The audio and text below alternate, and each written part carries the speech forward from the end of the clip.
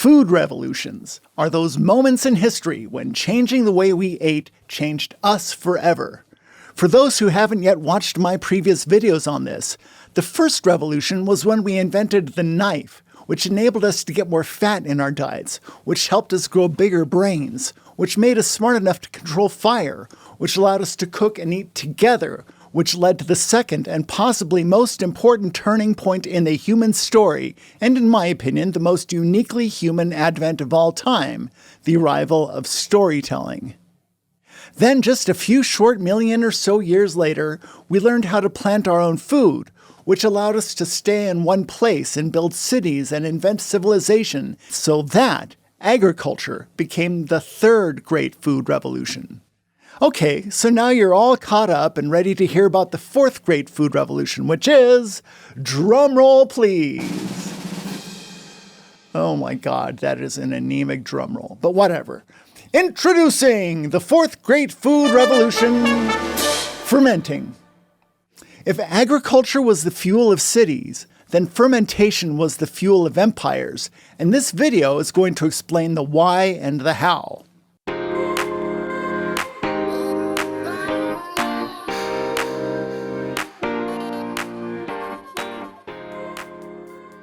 All fermentation is, really, is just microbes eating stuff and turning it into other stuff. The scientific word for that is poop.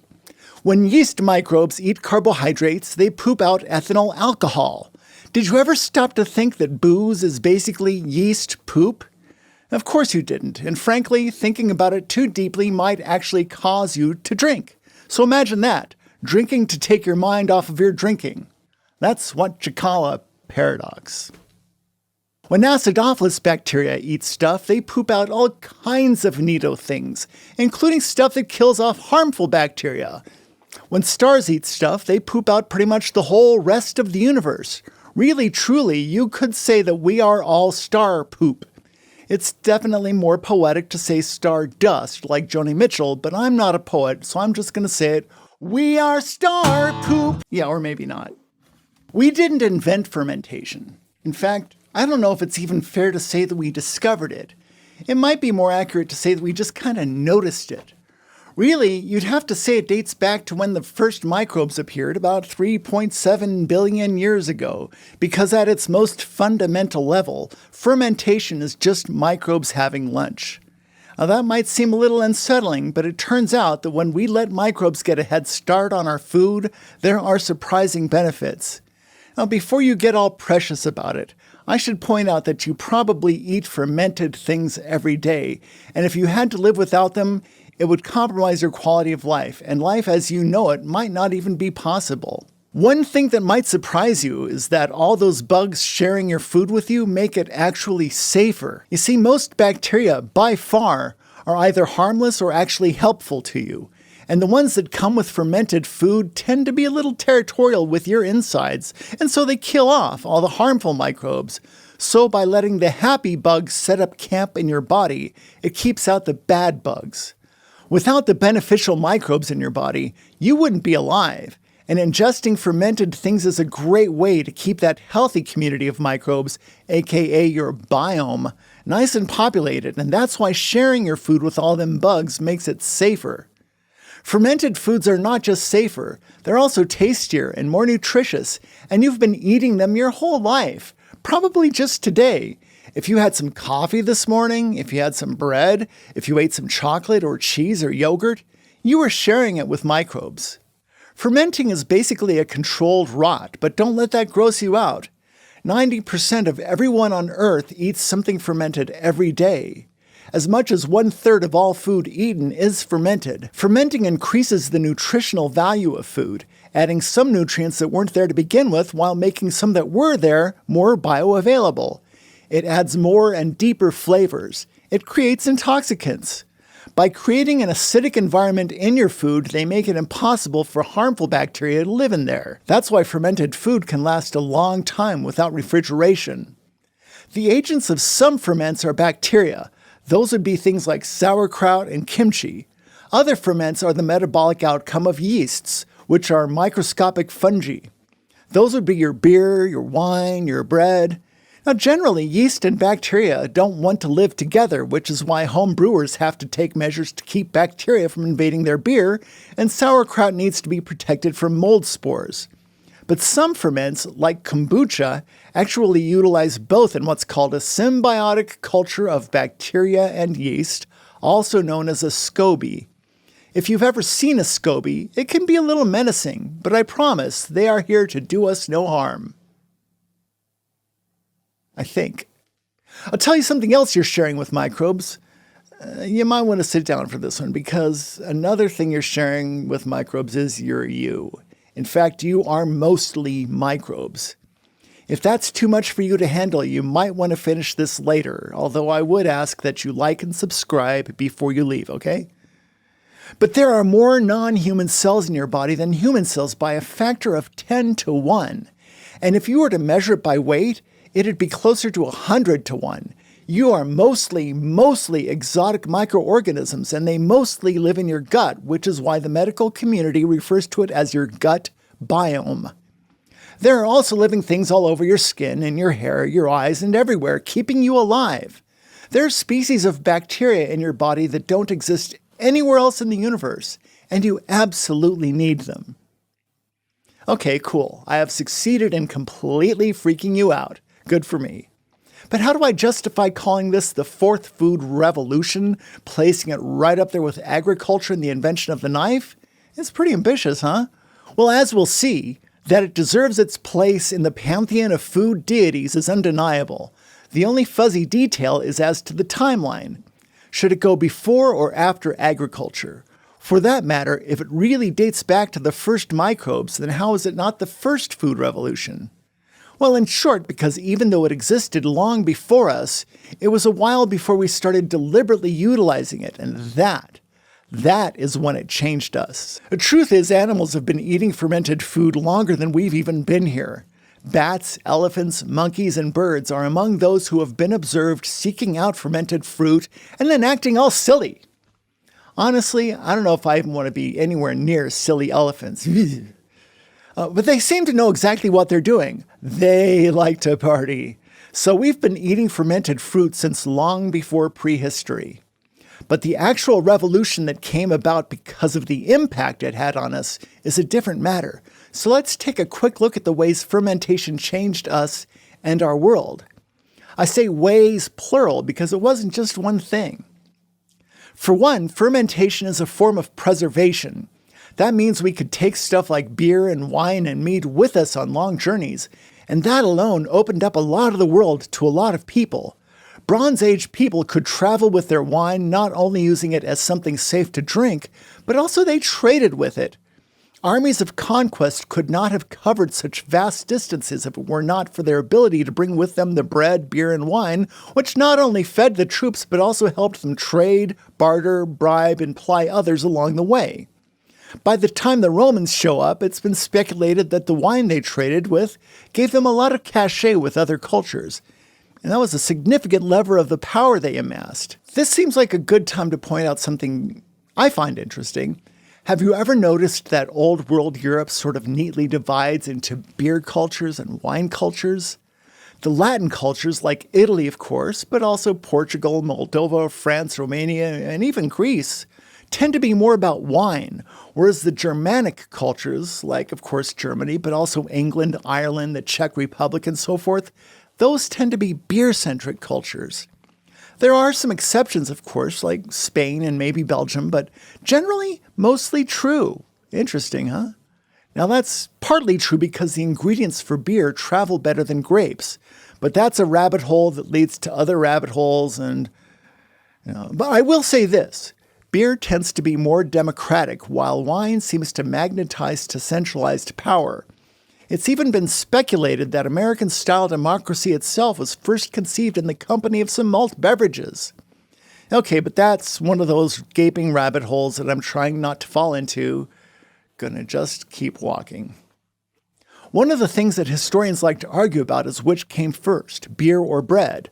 To me, it makes more sense that bread came first, but in a way it doesn't matter, because both enabled people to travel farther than they could have before, and when they did, they traded not only the booze but also surplus grain, which could be fermented into bread and beer. Now let your imagination fast forward a few millennia to the rise of European imperialism. The powers of Europe couldn't, never have been able to spread their power around the globe, for better or for worse, without barrels of beer, which was much safer than water. When you try to store water on a ship for months at a time, it's near impossible to keep it from getting infested with rodent poop and all kinds of pathogens, whereas the alcohol in beer keeps the pathogens away. Also, the sauerkraut I mentioned a while back that they used to combat scurvy, well, another fermented food, because one of the wonderful things that bacteria poop out when they get a head start on your vegetables is vitamin C. And they create a highly acidic environment. That, again, is hostile to pathogens. So there's at least 2 fermented things that enabled the powers of Europe to travel all over the world, spreading their civilized values in the form of exterminating and enslaving and colonizing an impressively diverse array of other humans. Charmed, I'm sure. Okay, so fermentation gave us long-distance travel, trade, and imperial conquests. What else? Okay, for this one you need a little imagination. Behold Göbekli Tepe. Göbekli Tepe is the most famous and important place you've never heard of. It's quite possibly the very oldest spiritual center on Earth. It's very possibly the very birthplace of religion. Located in modern-day Turkey, this thing was already ancient by the time the pyramids or Stonehenge were built. It was ancient before other ancient stuff was new. It was ancient to the ancients, so it's like meta-ancient, dig? There's no evidence that anyone full-time lived here, but people used to visit from all over the ancient world, most likely for spiritual purposes. Now, aside from some animistic art, possible evidence of ancestor worship, and a few astronomical tools, we don't know a whole lot about the specifics of the spiritual beliefs of these pilgrims, but there is strong evidence that they were brewing beer. Now here's where I want you to do a little daydreaming. Have you ever had a few drinks with friends and then started talking about God and the universe and the meaning of life? Yeah, well, of course you have. It's gobs of fun, right? Well, Göbekli Tepe was apparently the place to go for that sort of thing, and very likely the oldest of its kind. Now, I'm sure a lot of the observant were very solemn and respectful and carried themselves with bowed heads in an almost monastic reverence for the power of the place and their spiritual convictions. Had to have. And there also had to have been more than a few who had more than a few drinks, looked up at the stars and felt inspired to do some storytelling. Now, do you remember how the Second Revolution was all about the advent of storytelling? Well, this is storytelling with beer and God. Now, if you can stay sober long enough for me to finish my thought, I guess I'm suggesting that this very well may have been the birthplace of a few, if not a slew, of religious ideologies. And if not here, then maybe someplace else, but with some of the same players and parts. Now, to be fair, I should mention that there are other living things that can act as, shall we say, visionary accelerants. Some from the plant kingdom, from the kingdom of fungi, and they all deserve a seat at the table, to be sure. Now bear in mind, this entire bit is all speculation, but I'm just saying that fermentation may have helped open gateways to some cosmologies that ended up evolving and surviving in some form to the present day. In other words, fermentation gave us travel, trade, conquest, and possibly even the beginnings of some of our spiritual perspectives. In fact, if you keep up with this channel, you're going to find out pretty soon that the next food revolution, known as the Columbian Exchange, would have been impossible without fermentation. History has a way of doing that, don't you know? So what else were they doing at Göbekli Tepe?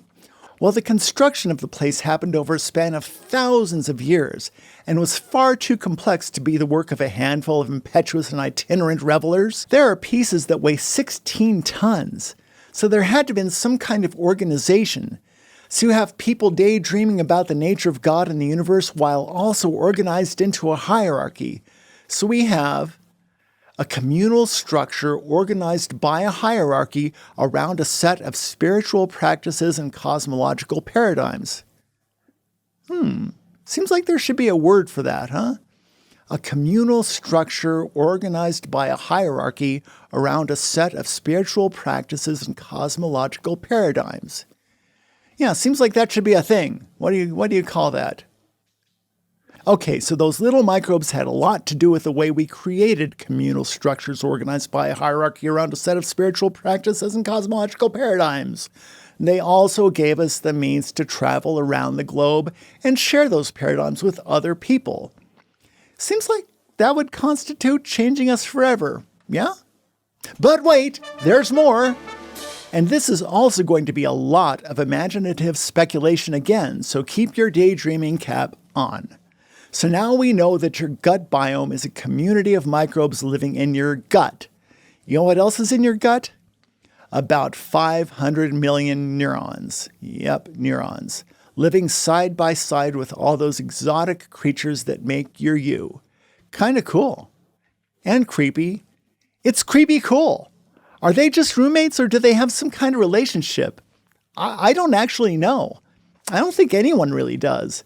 The human body, as it turns out, is really more like a network of interactive systems that all send messages between them. We know that. Even fat cells and bone cells seem to have a certain level of intelligence.